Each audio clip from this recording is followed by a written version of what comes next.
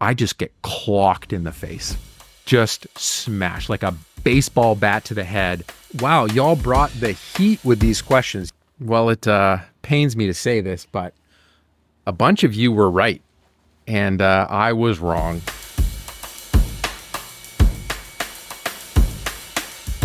I am long overdue for answering some questions that you have, so we are going to dive into them. The first being the van. Where's the van been? What's the deal? We're going to talk about how my last sailing trip was a disaster and I had to go to the emergency room because I smashed my face in. We're going to talk about my favorite portable filmmaking setup. We're going to talk about a bunch of different technical questions you had about how I approach filming my solo camping videos. Let's get into it. The van has some problems, but even though it has problems, we still love it. We still love Florence. And we've still been using it. When we've been going out camping with it with the kids, I just haven't really made videos doing that. If you want to see some of the videos in the past that I made, there's some of the cutest memories, to me at least, being able to see our kids as just little toddlers climbing over the van. I'm actually really glad I made some of those original videos. But the truth is, the van is struggling. Whose bed are you in? Mama's bedroom. And where's your bedroom? My bedroom underneath Daddy's bed. But on here. This is a microphone. Don't get me wrong, Florence is still as beautiful as ever. Served us incredibly well. I just love that we milled all the wood in here. As much as we tried while we were building it to do the best we could to deal with the rust, we stripped the van down to its absolute essence.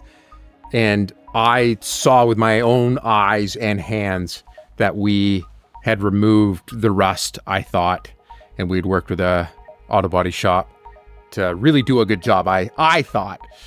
And within years, I think 2 years, corner rust started showing up again. And everyone told me that once there's rust in the van, there's not much you can do at that point. So whatever you can, get a rust-free van. But the problem is, rust-free vans are very expensive. And I bought this with all the money I had at the time in 2015. And it was $8,900 Canadian. And I moved into it the next day as a metal shell.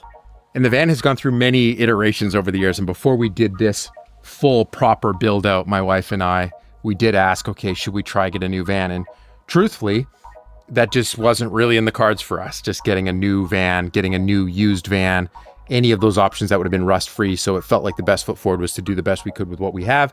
And I'm still glad we did that, because we would not have been in a position to get something, and we would not have spent those years on the road that we did. And then the second thing that we've kind of been running into, and it's why we haven't done any long trips recently, is the engine needs a little tender loving care. It's got Black Death. It's where the glow plug gasket, I'm not quite actually sure how it happens, but basically corrosion starts seeping out of one of the glow plugs and it creates this corrosion mess over the engine. And because the engine hasn't really been reliable, we've mainly been sticking to just around town close adventures.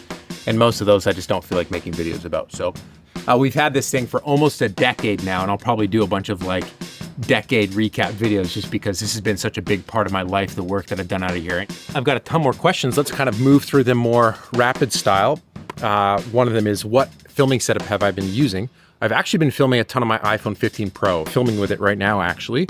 And if you saw my saying goodbye to John video, all of that footage from Garibaldi was filmed with the iPhone. So that's what I really like about it. I can just put it in the chest pocket of my backpack while we're hiking, and it's so easy to just pull it out. You've got the 3 different lenses to use. Okay, I wanted to come into the studio to actually explain this a little bit better. I took a carabiner and attached it to a little piece of watch strap just like that, and I attach it into the watch like this. When I have my backpack on for mountain adventures, I can clip it onto the shoulder strap here. So I clip the watch right here on the shoulder strap, and then I put the phone in my shoulder pocket, and that is helpful for 2 reasons. The big one is in winter stuff, when I have gloves on and I have these cuffs and I'm changing layers, having something strapped to my wrist is actually kind of annoying with gloves on in the winter specifically. So having the watch here gets it off my wrist. But then I also can use the watch as a monitor for the phone itself. When I have it set up on a tripod, I can trigger recording from a distance and actually make sure that I'm in the frame that I want to be. So the two working together is actually a great filming kit. And then in the mountains, it has additional benefits in the sense that being able to glance down and see a GPS track on my watch as I'm hiking and not needing to worry about like moving up my cuffs or anything is actually very comforting for me. And I really like making sure that I'm navigating properly. But then the other thing about the phone is I've got the Peak Design case on with this special magnetic attachment. So I use that for attaching it to my trekking poles or various other accessories. How do you protect your gear from snow in the backcountry? This is twofold. The first thing is I use umbrellas. I'm umbrella gang for life, and I mount them to my tripod and my camera over top of it. I carry them. I do whatever I can to keep the bulk of moisture off the lens. The second is good camera bags. So I use the Shimoda Action X series when I film in the mountains. They are incredible bags. I'm not just saying that because I got to give feedback on the prototypes. Basically, my feedback to Ian was, these are awesome. You did amazing. Great. When can I get one in bright colors? How heavy is your backpack? Is there a threshold weight for you? Depends on the duration and the elevation that we're going to gain. I like to be around 60 pounds when I'm carrying camera gear, which is a massively heavy bag. That is absurd, but that's usually what it takes in the 60 to 50 pound range with all of the gear and the camping stuff. If I'm on production, making a documentary about a subject matter, that can ratchet up pretty quickly, especially if we start taking silly things like gimbals. The beautiful part about doing solo is that you can go as slow as you need to, but weight is a massive struggle back and forth all the time.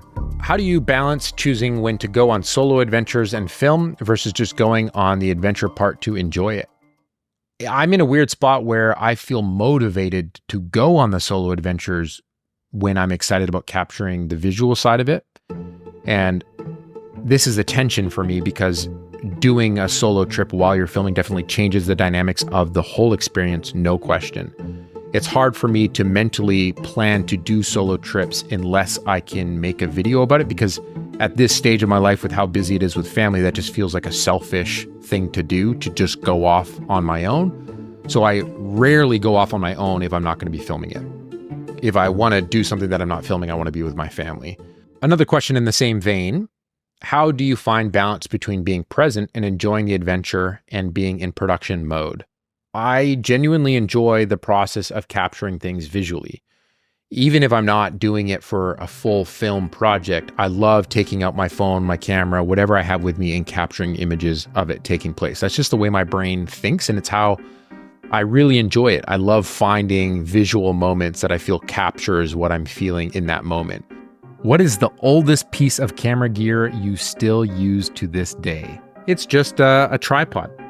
That's the thing that I still use week to week, month to month. That is still with me. There's some other things like my original sliders I still use, and I've had those with me. It's surprising that things like camera support related accessories do tend to outlive every other piece of gear and are super practical and functional for years to come. So almost all my oldest stuff is things like stands and tripods that I still use to this day. Dozens of great questions that I've still yet to dive into, and this is taking long. I always forget how long these things take because I want to dive into many of them, and we're going to get to a bunch more still in this video, but I'm realizing some of these need like a 15-minute longer form answer, some of the more technical questions about storytelling, the gear choices, and just there's a lot here that I'm excited about. So I'm going to do I'm going to answer all of them in a long form Adventure Film Academy show episode, and that should be live at the same time as this. So if you want the longer form additional discussion, especially on the technical filmmaking stuff, that's going to be live over there. So on that note of Adventure Film Academy, that's when I had the sailing accident. So Adventure Film Academy started as my place to teach people how to make videos. One of those trips, the 9th trip, this is my 9th trip with Captain John on the sailing vessel Porpoise. And we were not even on our 2nd day of that trip when disaster struck.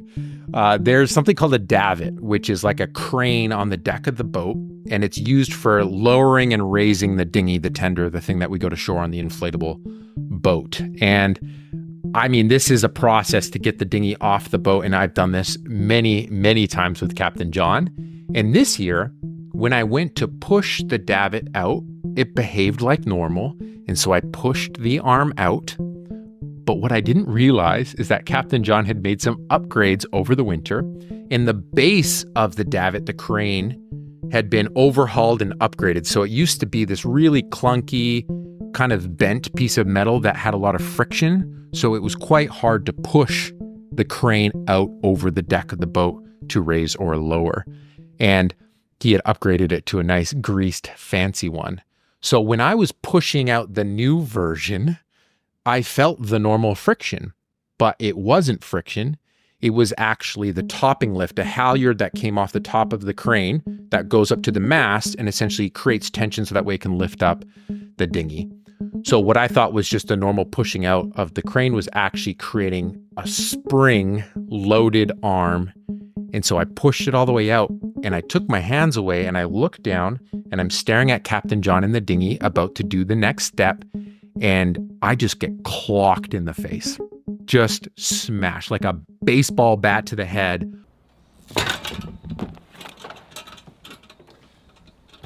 Yeah.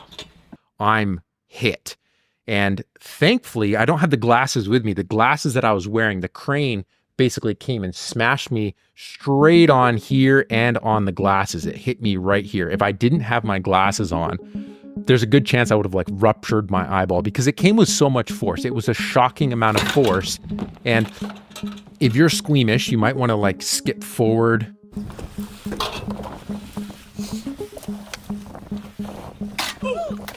When you see your blood squirting from your face, and that's what happened to me. So I get clocked in the face and I'm trying to process what's happening and I see red coming out and immediately I'm just annoyed. I'm like, how did this happen? And thankfully, there was a lot of people around. I didn't fall over the boat. I didn't get knocked unconscious, which would have been really frustrating. I was not happy about this, but thankfully we were only on day 2 of the trip and we were actually at a spot that was decently close to going back to port and me going to the hospital. So Captain John and I had a conversation about it. It wasn't super clear to me if we needed to do this, but the idea of having a nasty cut on my face that, because sailing on the coast is so moist, the idea of doing that in a moist, bacteria-filled environment, I just didn't like the idea of the cut going bad.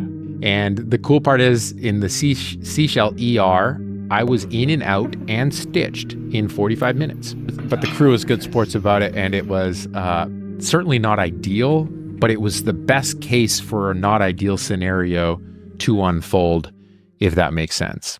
And if you'll allow me here for a moment, I want to take a moment to plug something that I'm thrilled about on the topic of Adventure Film Academy. We are teaching a course this fall, and registration is going to open up in September. If you're interested in me breaking down the exact method that I go through for creating the stories that you see here on YouTube, if you're interested in the technical filmmaking side, if you want a community of people to be making with, head over to adventurefilmacademy.com. We've got a waitlist there, and I'd love to have you join us. And to be clear, I will keep always making content here on YouTube, especially on my main channel. This is my passion.